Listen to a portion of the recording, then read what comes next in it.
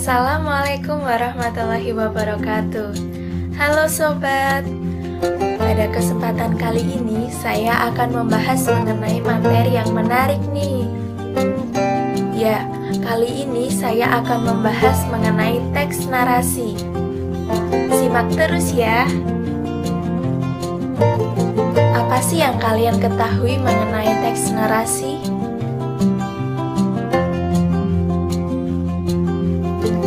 Teks narasi adalah bacaan berupa karangan yang menceritakan atau menjelaskan suatu peristiwa secara detail berdasarkan urutan waktu.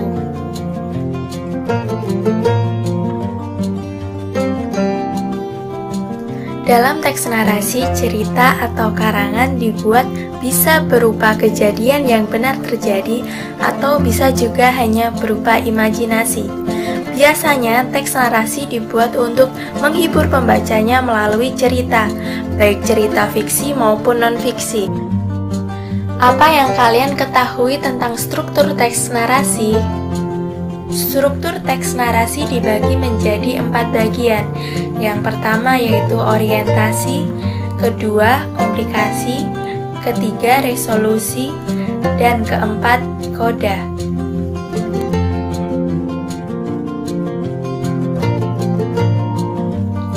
Orientasi merupakan teks narasi yang berisi pengenalan tokoh, setting, latar tempat, latar cerita, latar waktu, dan berbagai komponen awal pengenal cerita lainnya. Bagian paragraf-paragraf ini menjadi urutan pertama dalam cerita. Sebagai awal dari cerita, perlu disampaikan dengan cara yang sangat menarik. Tujuannya agar pembaca tertarik membaca isi keseluruhan bacaan. Komplikasi merupakan bacaan yang memuat problem atau pokok persoalan yang ada dalam cerita. Konflik mulai bermunculan dan jalan cerita akan dimulai pada bagian ini. Bagian ini bisa dimulai dengan pengenalan konflik. Selanjutnya diteruskan dengan konflik yang lebih kompleks. Resolusi merupakan jalan keluar atau pemecahan konflik yang diceritakan pada bagian komplikasi. Bagian ini menceritakan kejadian yang hampir berakhir. Koda merupakan bagian akhir dari karangan atau cerita. Bagian akhir atau ending dapat berupa cerita sedih atau cerita bahagia. Apa yang kalian ketahui mengenai ciri-ciri teks narasi? Ada beberapa ciri-ciri dari teks narasi. Yang pertama, menonjolkan unsur perbuatan atau tindakan. Yang kedua, menguraikan atau mengisahkan suatu peristiwa. Yang ketiga, membangun alur dan mengutamakan faktor kronologis dan waktu. Yang keempat adalah menggunakan bahasa sehari-hari. Yang kelima, adanya konfiks. Konfiks adalah imbuhan tunggal yang terjadi dari perpaduan awalan dan akhiran yang membentuk satu kesatuan. Ada beberapa konfiks di antaranya. Konfiks kaan dengan contoh keindahan, konfiks paan dengan contoh pengiriman, konfiks peran dengan contoh pergaulan, konfiks beran dengan contoh perpandangan, konfiks senya dengan contoh setibanya, konfiks makan dengan contoh menyelesaikan. Yang keenam, menggunakan kata ulang. Ada beberapa macam pengulangan. Yang pertama, pengulangan seluruh, yaitu pengulangan bentuk dasar tanpa perubahan fonem dan tidak berkombinasi dengan proses pembubuhan afiks. Misalnya, buku-buku.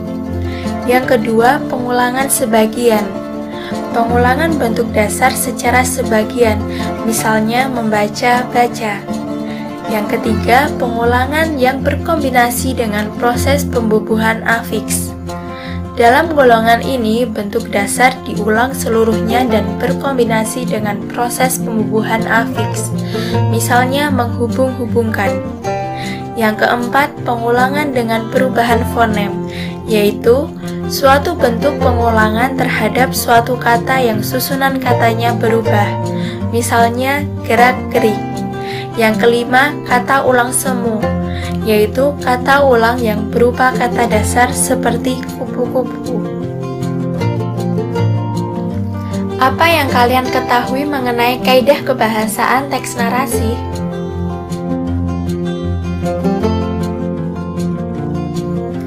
Ada beberapa kaidah kebahasaan teks narasi. Yang pertama, menggunakan kata kiasan atau metafora. Yang kedua, melibatkan kata kerja transitif dan intransitif. Yang ketiga, menggunakan kata benda, sifat, frasa, atau klausa. Yang keempat, menggunakan kata penghubung penanda urutan waktu. Yang pertama, menggunakan kata kiasan atau metafora.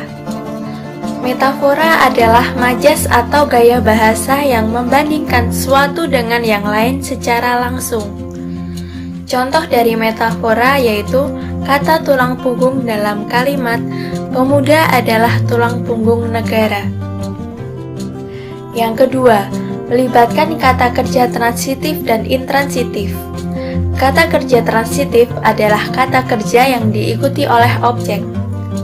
Objek yang mengikuti bisa kata benda, frasa, atau kata ganti. Kata kerja transitif dapat diubah ke bentuk pasif. Contohnya, saya makan sebuah apel. Kata kerja intransitif adalah kata kerja yang tidak membutuhkan objek sebagai pelengkap kalimat. Tidak seperti kata kerja transitif. Kata kerja intransitif tidak dapat diubah ke bentuk pasif. Contohnya, mereka tertawa dan dia jatuh. Yang ketiga, menggunakan kata benda, sifat, frasa, atau klausa. Penggunaan kata tersebut disesuaikan dengan topik yang diuraikan atau dinarasikan. Yang keempat, menggunakan kata penghubung penanda urutan waktu. Contoh penanda urutan waktu seperti misalnya pertama-tama, lalu, kemudian, ketika, akhirnya, selanjutnya, dan lain sebagainya. Lalu, bagaimana contoh teks narasi? Berikut contoh teks narasi dengan judul Sepasang Saudara Penyihir.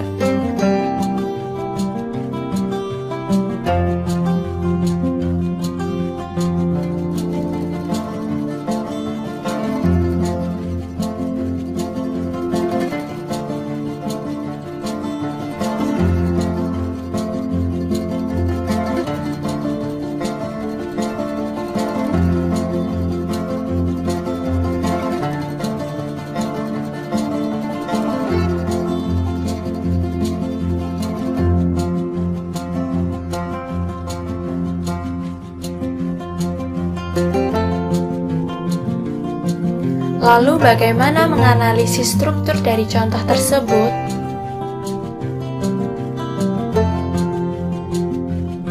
Struktur orientasi terletak pada paragraf pertama.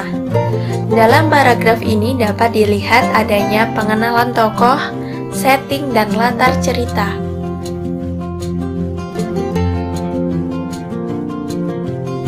Struktur komplikasi terdapat dalam paragraf ini, yaitu dengan melihat adanya konflik yang mulai bermunculan pada bagian ini.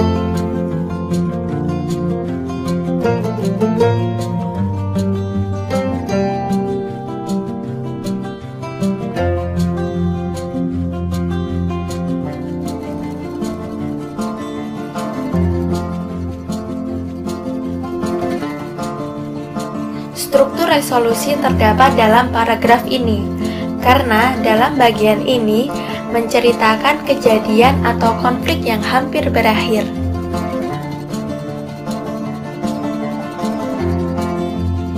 Pada paragraf ini termasuk struktur koda, karena pada bagian ini cerita sudah berakhir. Sekian materi yang dapat saya sampaikan, semoga bermanfaat untuk kalian semua. Sampai jumpa pada video selanjutnya ya.